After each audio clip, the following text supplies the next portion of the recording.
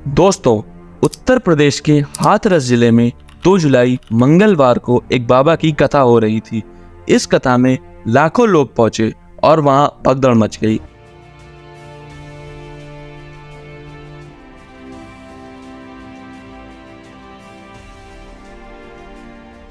भगदड़ इतनी खतरनाक होती है कि जब मैं ये वीडियो बना रहा हूँ तब तक 120 लोगों की मौत हो चुकी है और कई लोग घायल हो चुके हैं और कुछ लोग अभी भी लापता हैं। यहाँ पर सबसे बड़ा सवाल उठता है कि भगदड़ कैसे मची, कौन है इतने प्रसिद्ध बाबा जिसे सुनने के लिए लाखों लोग वहां पहुंचे। क्या है इस बाबा की कहानी और कौन है 120 लोगों की मौत का जिम्मेदार। तो चलिए शुरू करते हैं आज के इस वीडियो को। समय था 2 जुलाई दोपहर के 2 बजे।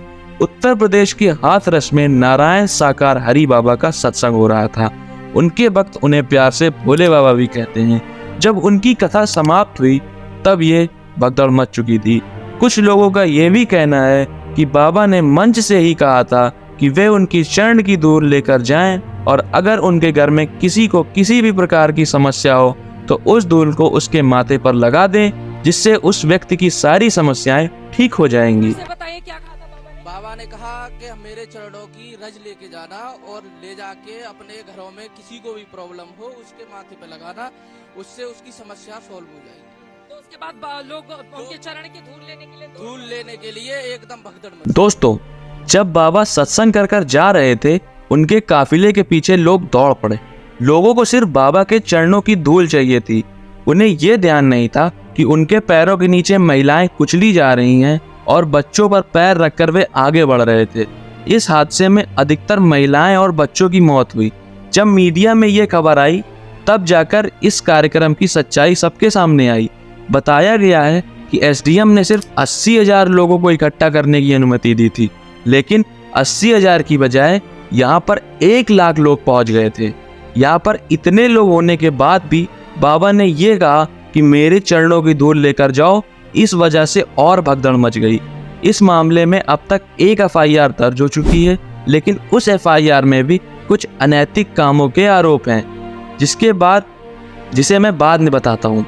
अब चलिए जान लेते हैं कि ये बाबा कौन है जिनके लिए इतना लोग पागल हैं। दोस्तों, ये भोले बाबा पहले यूपी पुलिस में काम करते थे।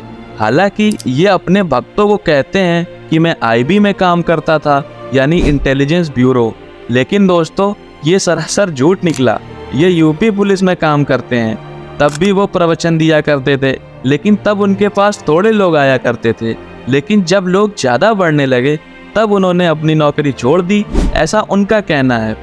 और साथ ही साथ उनके ऊपर कई क्रिमिनल केसेस भी हुए हैं। कुछ रिपोर्ट्स का माने तो उन्हीं क्रिमिनल केसेस की वजह से ही उनको नौकरी से हटा दिया गया था। उसी वक्त से वो सत्संग करने लगे और बहुत सारे लोगों को उनके एजेंट्स द्वारा कहा गया है कि बाबा के पास शक्तियां हैं। कुछ लोग तो ये कहते हैं कि इनके हाथ में सुदर्शन चक्र दिखाई देता है। ये देखिए आप, मंच पर आर्टिफिशियल सुदर्शन चक्र धारण करता था।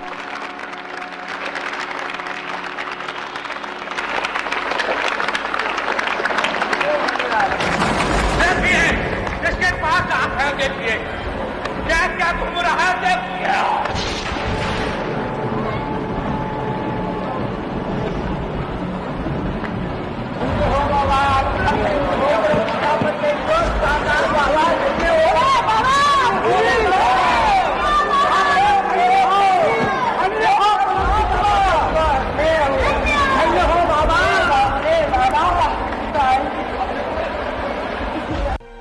दोस्तों, इन्हीं एजेंट्स के जरिए उन्होंने उस एरिया को पूरी तरह से कवर कर लिया और सारे लोगों को ये बता दिया कि बाबा चमत्कारी हैं। इसी वजह से लोगों को ये पता चलने लगा और लोग उनकी वहाँ जाने लगे। दोस्तों, ये पहला केस नहीं है जहाँ पर बाबा के सत्संग में कुछ ऐसा हुआ हो। इससे पहले भी बहुत सारे केसेस हो चुके हैं। जैसा कि मई 2021 में जब कोविड चल रहा था तब बाबा ने 50 लोगों की परमिशन मांगी थी, लेकिन बाबा के कार्यक्रम में पहुंच गए 50,000 लोग। हर विश्व हरि उर्फ भोले बाबा ने एक ऐसा ही कार्यक्रम साल 2021 में कोविड के समय पर आयोजित किया था, जिसमें 2-2.5 लाख लोगों की मौजूदगी थी। तब जिला प्रशासन ने सिर्फ 50 लोगों की ही अनुमति दी थी। लोग बताते कि कोई भी दिक्कत परेशानी हो इनके द्वारा सही हो जाती, इनके जो ये कार्यक्रम करते हैं उसमें आने से। इस बाबा की खास बात ये है कि ये टिपिकल बाबा जैसा अपना हुलिया नहीं रखते हैं दोस्तों। ये सूट बूट में घूमते हैं और एक टाई लगाते हैं। बाबा के सत्संग में अखिलेश यादव भी शामिल हुए थे और एक बार बाबा ने ट्वीट किया था कि बड़े बड़े पॉलिटिशियंस इनके कांटेक्ट में हैं। आज जब ये हादसा हुआ है तो बाबा अंडरग्राउंड हो गए हैं, पुलिस के हाथों में ही नहीं आ रहे हैं। हमारे देश में बहुत से बाबा हैं, लोग उनके ऊपर विश्वास कर लेते हैं, लेकिन उनमें से कुछ ऐसे बाबा हैं जो इन विश्वासों का गलत फायदा उठाते हैं। बिहार, मध्य प्रदेश और उत्तर प्रदेश जैसे ऐसे राज्यों में जहाँ पर लोग ज़्यादा शिक्षित नहीं हैं, उन लोगों को ये बाबा अपना टारगेट बनाते हैं। ऐसे लोग जल्दी मैनिपुलेट हो जाते हैं और इन बाबा के चक्कर में पड़ जाते हैं। आज भी अगर आप पूछोगे तो बाबा की गलती कोई नहीं मानेगा। जो इनके भक्त हैं उनको लगेगा भाई ये ऊपर वाले की लीला है। करने से ही सारी बीमारी खत्म हो गई। मेरे दिमाग में जो चोट थी वो बस दर्शन करने से ही सही हो गई सब। ये वाला दरवाजा अभी क्यों बंद? वो परमात्मा के आने पर ही खुलता है। सेवा करने से हमें सही रहते हैं, मतलब घर पे सुकून रहता है। यहाँ सेवा करने से घर पर शांति और सुकून। मालिक की चर्चा करते हैं, मालिक की चर्चा पसंद है। कौन मालिक की चर्चा? ऊपर वाले की। आने पर कुछ नहीं हुआ, उन्होंने भाषण दिया तब तक कुछ नहीं हुआ, जब वो निकल गए बाहर उसके बाद हुआ है। उन बाबा को पता है कि लोगों की दुखती नस कौन सी है और वो नस को पकड़ लेते हैं।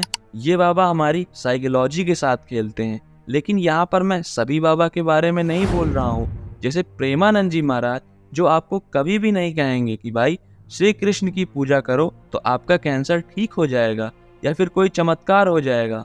वो कहते हैं कि भक्ति करो लेकिन चमत्कार की उम्मीद मत रखो। लेकिन ये बाबा कहते हैं दोस्तों कि जल चढ़ाने से आपका कैंसर ठीक हो जाएगा।